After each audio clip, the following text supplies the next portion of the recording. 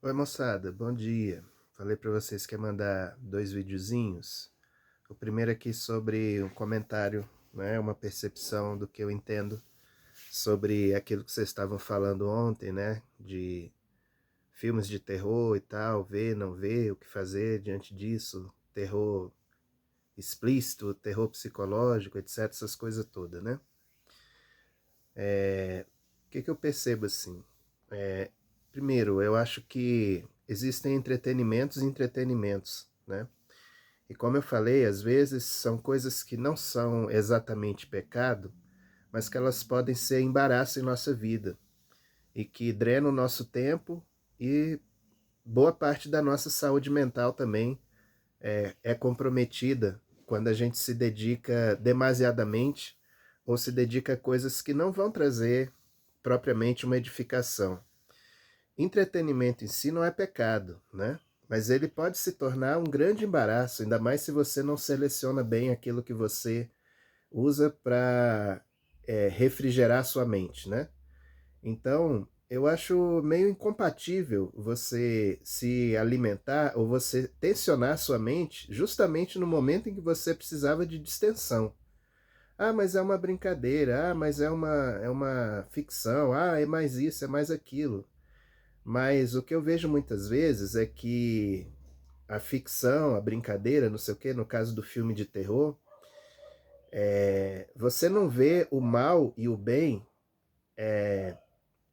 na perspectiva bíblica nos filmes de terror. Você sempre vê o mal como se fosse algo assim atraente, algo que tem uma esperteza maior e algo que muitas vezes ou está em pé de igualdade ou sobrepuja o bem, né? Raras vezes você vê o bem, né, na perspectiva bíblica, né? E quando a gente fala de mundo espiritual, a Bíblia é muito clara e a realidade é muito clara. O bem é mais forte do que o mal. O bem já venceu. Jesus já venceu, né? Eu vejo até, assim, eu me lembro de alguns filmes, alguns trechos de filmes que eu vi, né?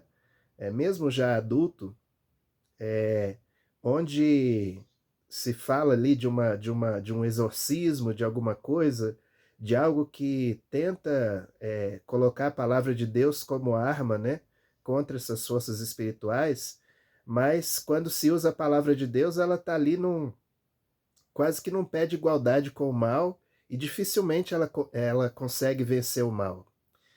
E essa percepção é mentira, porque a palavra de Deus ela é poderosa e ela é absoluta sobre qualquer coisa, né?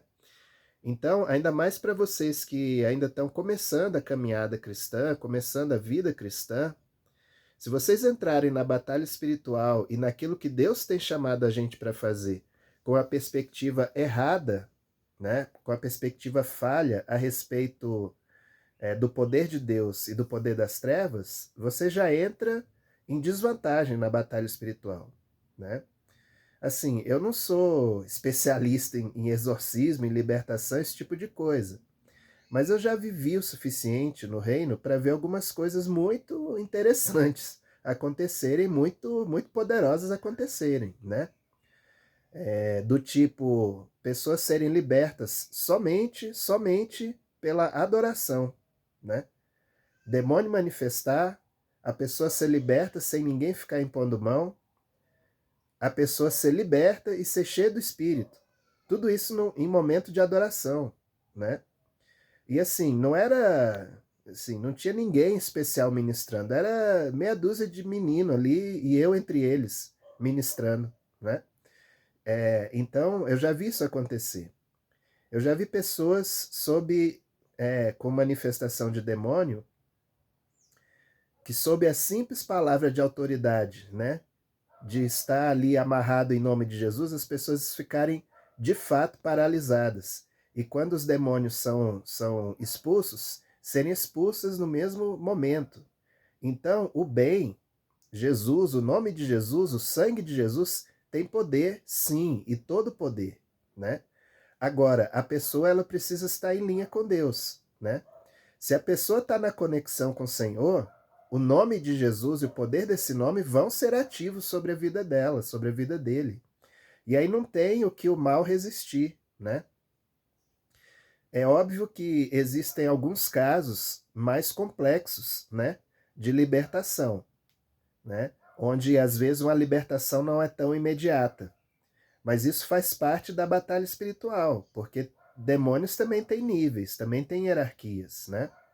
Agora, não é essa coisa que o cinema coloca justamente para tensionar a nossa mente paralelamente, imprimir uma ideia errada a respeito dos poderes espirituais. Não é essa coisa do mal predominando, do mal fazendo o que quer. Sendo bem honesto, se o diabo tivesse carta branca para fazer o que quer, a gente nem estaria mais vivo, né? Mas nós, cristãos, nós somos guardados pelo poder e pela presença do Espírito Santo em nós, somos guardados pelo nome e pelo sangue de Jesus, né? E vocês precisam entender que vocês já estão em posição de superioridade, né? Ah, mas você tá trazendo para o mundo real uma coisa de ficção. Repito, muitas vezes no teatro e na ficção que valores espirituais enganosos entram na nossa mente sem a gente estar vigilante. Que a gente está na mente no modo entretenimento, então a gente não está no modo vigilância ativo, né? Então, muitas vezes, em nome do entretenimento, essas coisas entram no nosso coração e nos obstruem, né? E aí eu faço uma conexão com aquilo que nós falamos ontem também. Pensa nos grandes e altos propósitos que Deus tem para mim e para a tua vida, né? Para o alto chamado que Deus tem para a tua vida. Se você quiser realmente mergulhar nesse alto chamado, meu querido, você vai ter que renunciar a algumas coisas. Você vai ter que renunciar até mesmo a coisas lícitas para mergulhar no chamado. Agora, se você não quiser também, né, é uma escolha sua. Agora, eu fico lamentando profundamente se você escolher trocar o chamado por gororoba do inferno, né? Então, assim, esse tipo de entretenimento, na minha vida, ele já não entra há muito tempo, né? Há muito tempo. Desde o meu comecinho da caminhada, desde quando eu tinha a idade de vocês, eu escolhi não acessar, não assistir, né? E as poucas vezes, esporádicas vezes, que alguma coisa dessa chegou, né? Enfim, não fazem parte da minha vida, né? Então aconselho vocês a rejeitarem esse tipo de coisa e a buscarem outros entretenimentos. Repito, o entretenimento em si ele não é pecado. Ele pode se tornar pecado se ele ocupar o lugar de Deus na tua vida e se ele obstruir o alto chamado, a alta comissão de Deus para a tua vida. Aí ele pode ser um impedimento. E eu exorto vocês a continuarem buscando o Senhor e a experimentarem o poder, a grandeza do poder do amor de Deus. Ousem orar por enfermos. Ousem proclamar o Evangelho para as pessoas que não conhecem. Ousem, né, ter uma palavra revelada para compartilhar com outras pessoas, com outros jovens da idade de vocês. Vocês querem realmente descobrir o mundo espiritual? Começa a proclamar o reino. Aí vocês vão ver o bem e o mal em guerra, né? E vocês vão sentir o real poder do bem, né? Nessa batalha espiritual, né? E deixa essas tranqueiras para lá. Vocês têm muita coisa para se entreter, para se ocupar, né? E o próprio Senhor, ele traz deleite para a nossa vida. Ele traz prazer, satisfação para a nossa vida. A presença de Deus, né, traz satisfação para a nossa vida. As coisas do reino nos satisfazem também e também nos entretem, né? Então, descubra, né, essa alegria da salvação, como foi falado ontem também, que o Senhor estava restaurando a alegria da salvação. A alegria da salvação passa por isso também, tá bom?